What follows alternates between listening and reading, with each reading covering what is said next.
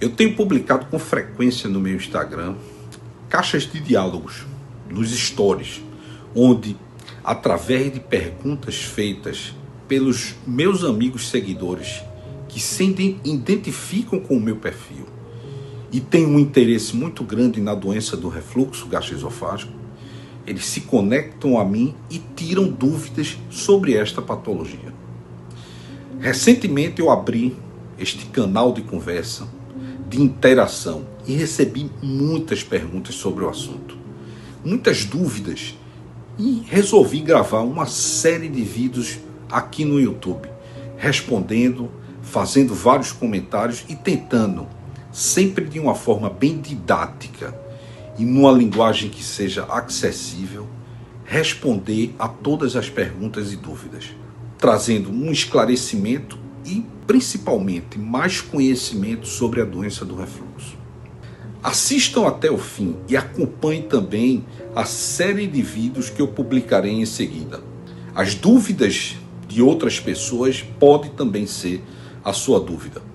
Aí começa a série Tira Dúvidas sobre o Refluxo. Este é o primeiro episódio. Tenham todos um bom proveito. Olá, amigos.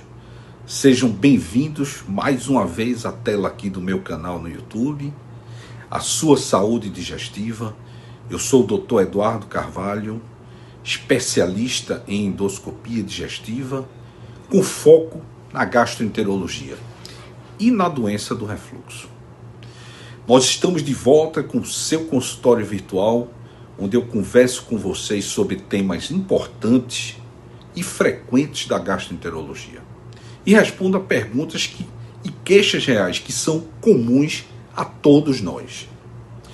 Mas antes de irmos para o conteúdo principal desse vídeo, eu utilizo esse espaço, mais uma vez, para lembrar vocês que aproveitem esta oportunidade e se inscrevam no canal, façam parte dessa grande família, cliquem no sininho aqui abaixo para receber as notificações de novos vídeos, curtam os vídeos, compartilhem, deixem os seus valiosos comentários e depoimentos, para que o YouTube perceba que este conteúdo é muito importante, que é um conteúdo valioso e vai expandir cada vez mais o conhecimento sobre essa doença, que é a doença do refluxo gastroesofágico. Muito importante esta nossa conexão. Então vamos lá, vamos começar. Um amigo seguidor fez a seguinte pergunta: o refluxo tem cura? Esta é uma excelente pergunta e muito frequente no consultório.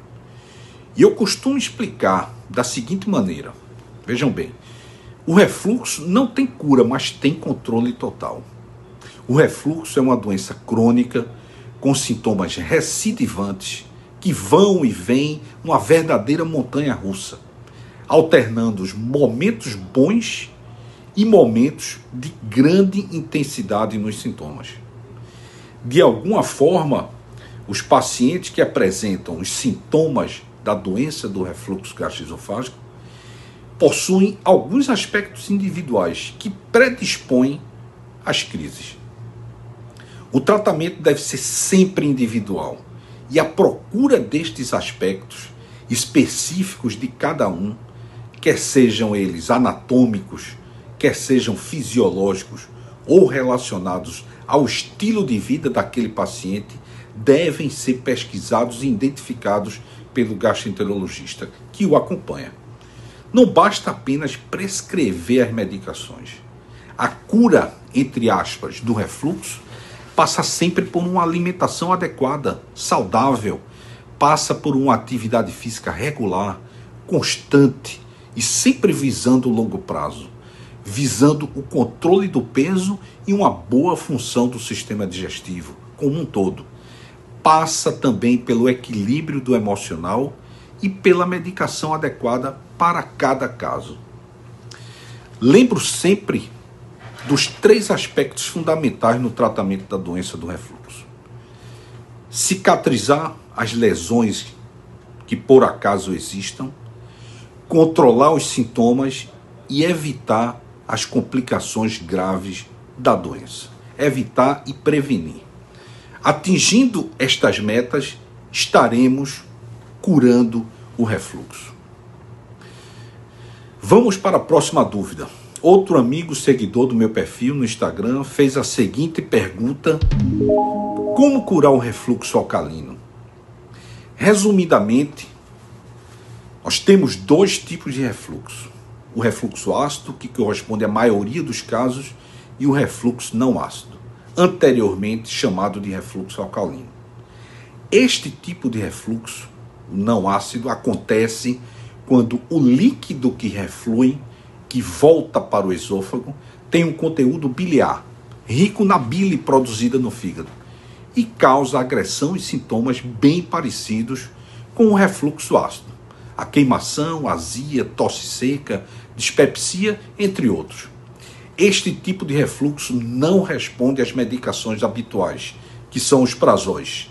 É mais difícil de tratar, é mais refratário. O arsenal terapêutico utilizado pelo gastroenterologista é mais restrito no tratamento deste tipo de refluxo.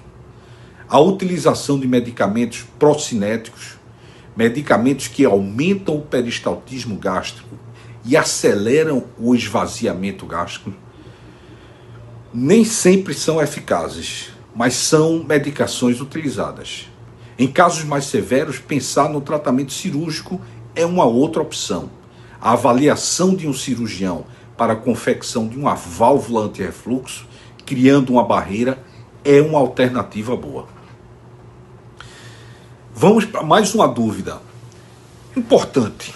Um outro seguidor amigo interessado na doença do refluxo perguntou o seguinte: eu tenho sintomas importantes, mas fiz endoscopia e foi normal.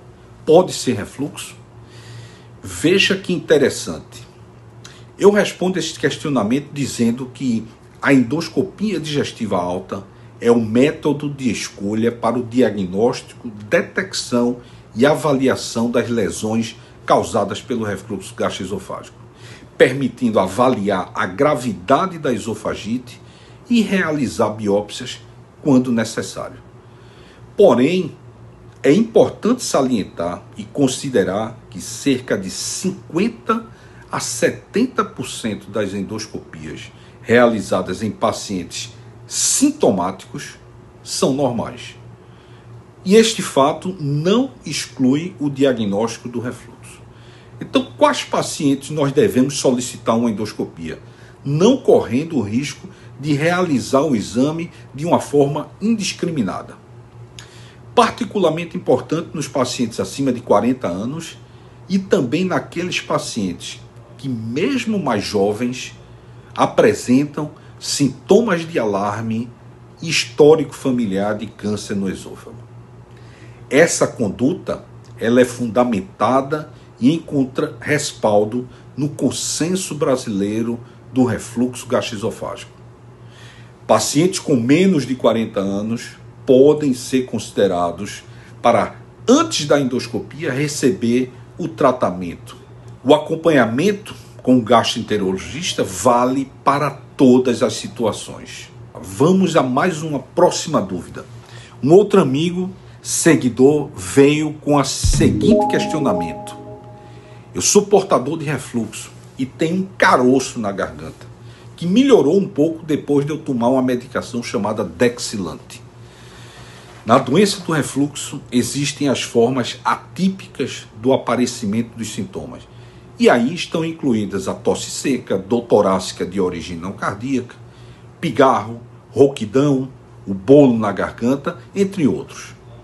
O aparecimento de caroço da garganta ou na região cervical do pescoço não é comum e geralmente não está relacionado à doença do refluxo. Sendo assim, mesmo melhorando com o uso do Dexilante, que é uma boa medicação para tratar o refluxo, se faz necessário o exame clínico e físico, além de afastar outras patologias, a fim de fazer diagnósticos diferenciais. Quem pode ajudar nestas situações? Um otorrinolaringologista, um cirurgião de cabeça-pescoço, entre outros profissionais experimentados nessa área. E lembre-se, nada substitui uma boa consulta e um bom exame físico. Fica a dica. Uma outra pergunta frequente que me fazem no consultório foi feita por outro amigo seguidor, muito interessado na doença do refluxo. Ele comentou o seguinte: não aguento mais o refluxo, mas eu não quero fazer um tratamento cirúrgico. O que é que eu devo fazer? Em primeiro lugar, vale a reflexão de que o procedimento cirúrgico para o tratamento do refluxo é eficiente quando realizada por cirurgiões experientes, tem o seu espaço no tratamento da doença do refluxo, mas vejo como uma exceção nos casos. Em outras palavras, em situações específicas. O tratamento clínico se impõe em relação ao tratamento cirúrgico.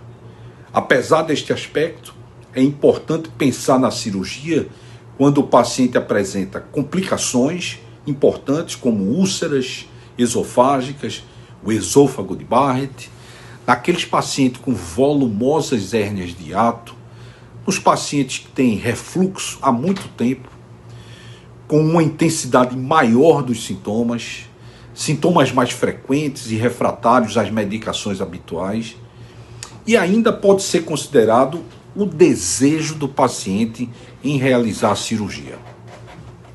Esgotar todos esses aspectos do tratamento clínico medicamentoso, dietético e de mudança no estilo de vida, revisar como este tratamento está sendo efetivamente realizado, se faz necessário antes de se cogitar um tratamento cirúrgico.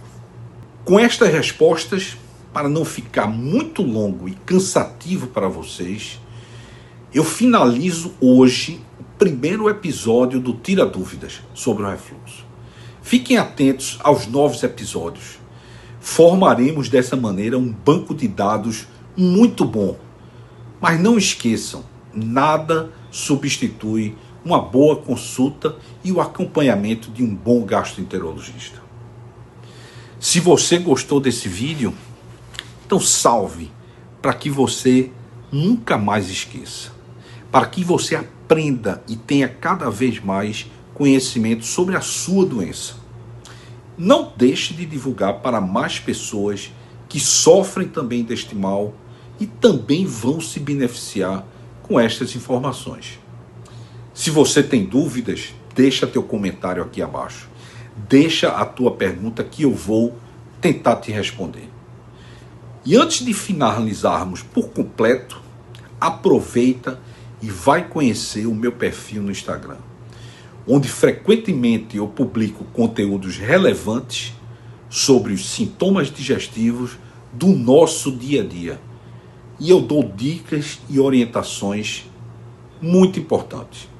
Estarei esperando você lá. Forte abraço.